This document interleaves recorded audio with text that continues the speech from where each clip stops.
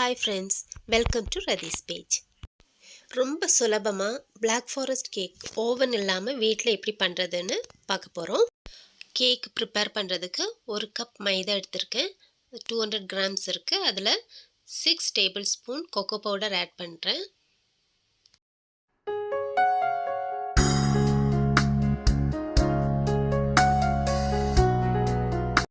அது கூட 1 tablespoon baking powder add பண்ணனும். அப்புறம் ஒரு 1/2 tablespoon பேக்கிங் சோடா. சின்ன சின்ன கட்டி இல்லாம நல்லா ஜலிச்சு எடுத்து வைக்கணும். நான் 4 முட்டை எடுத்துர்க்கேன். அதை நல்லா பீட் பண்ணனும். முட்டை நல்லா பீட் ஆன பிறகு நம்ம ஒரு கப் sugar ஆட் பண்ணிக்கலாம்.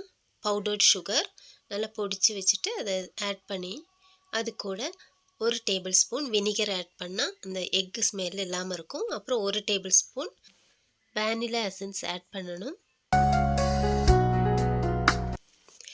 டார்க் சாக்லேட் எடுத்துர்க்கேன். Black Forest கேக்னால மேல அப்ளை பண்றதுக்கு அது நல்லா சீவி எடுத்து வச்சுக்கலாம்.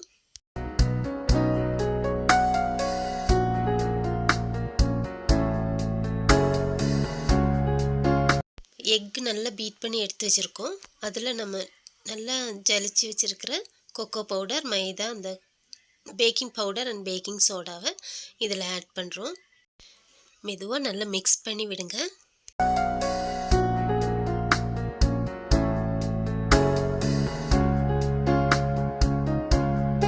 இதில் 2 tablespoon பால் மிக்ஸ் பண்ணிக்கலாம்.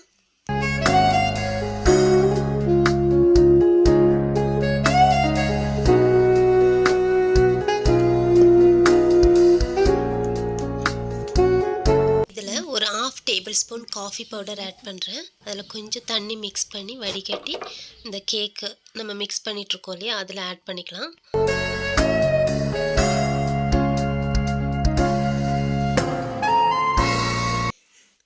நம்ம எல்லாம் நல்லா மிக்ஸ் பண்ணி வச்சுருக்கோம். அதில் ஒரு 100 ml ஆயில் ஆட் பண்ணி நல்லா மிக்ஸ் பண்ணி விடணும். இப்போ கேக் ப்ரிப்பேர் பண்ணுறதுக்கு ரெடியாக இருக்குது.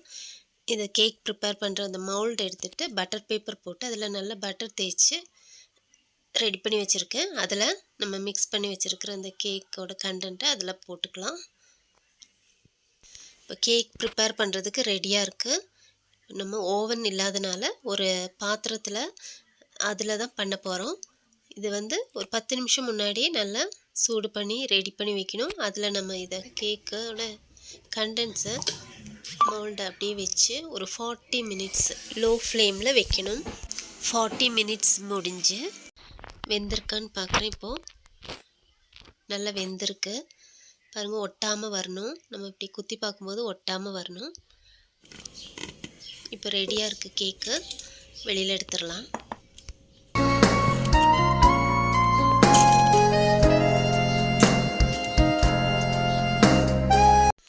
பாருங்கள், கேக் நல்லா வந்திருக்கு. நல்ல ஸ்பாஞ்ச் மாதிரி சூப்பராக வந்திருக்கு. இதை இப்போ 3 லேயராக நம்ம கட் பண்ணி எடுத்துக்கலாம். இடையில நம்ம க்ரீம் அப்ளை பண்ணுறதுக்காக 3 லேயராக கட் பண்ணி எடுத்து வச்சுக்கலாம். கட் பண்ணியாச்சு. இப்போ நம்ம சுகர் சிரப்பு ப்ரிப்பேர் பண்ணி வச்சுருக்கணும். கொஞ்சம் சுகர் போட்டு நல்லா தண்ணியில் கொதிக்க வச்சு ரெடி பண்ணி வச்சுருந்தா அந்த சுகர் சிரப்பு போட்டுக்கலாம். சுகர் சிரப்பு நான் சாக்லேட் சிரப்பும் இதில் அப்ளை பண்ணுறேன்.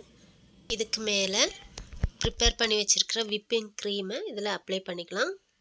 விப்பிங் பவுடர் வாங்கி நம்ம பாலில் கூட மிக்ஸ் பண்ணி நல்லா அடித்து வச்சா போதும். விப்பிங் க்ரீம் தயாராகிடுச்சு. இதை கேக் மேலே நல்லா அப்ளை பண்ணி விடணும்.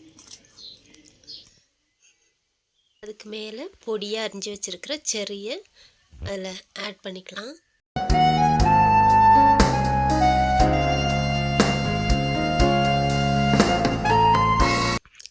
அப்புறம் அதுக்கு மேலே இன்னொரு லேயர் எடுத்து வச்சு இதே மாதிரி அப்ளை பண்ணணும்.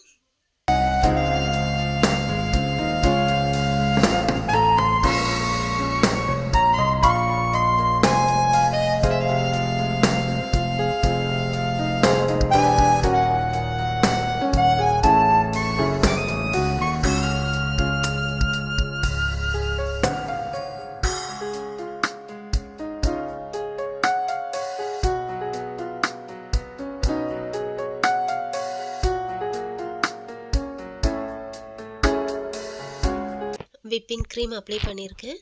இதை அப்ளை பண்ணிவிட்டு கொஞ்சம் நேரம் ஃப்ரீசரில் எடுத்து வச்சுக்கலாம், கொஞ்சம் செட் ஆகிறதுக்காக.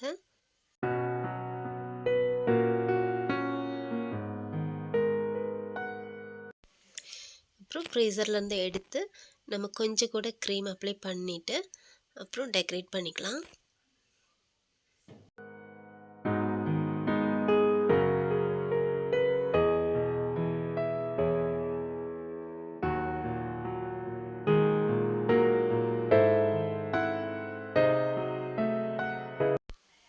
கேக் டெக்கரேட் பண்ணுறதுக்காக ஃப்ரெஷ் செர்ரிஸ் ஆட் பண்ணிக்கலாம்.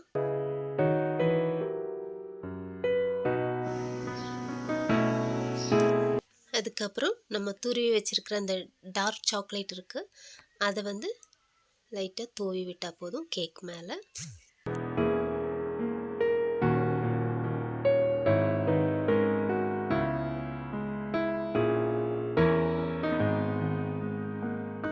இப்போ பாருங்கள், கேக் ரெடி ஆயிடுச்சு. இவ்வளோதான். பிளாக் ஃபாரஸ்ட் கேக் ரொம்ப ஈஸியாக வீட்டில் நம்ம ஓவன் கூட இல்லாமல் வீட்டில் ப்ரிப்பேர் பண்ணிக்கலாம். நீங்களும் ட்ரை பண்ணி பாருங்கள்.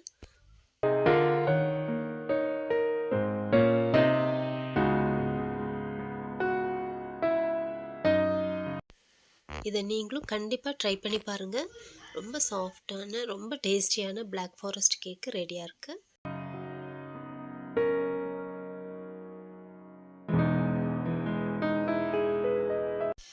இந்த வீடியோ பிடிச்சிருந்தா லைக் பண்ணுங்கள், ஷேர் பண்ணுங்கள், சப்ஸ்கிரைப் பண்ணுங்கள். Thank you friends.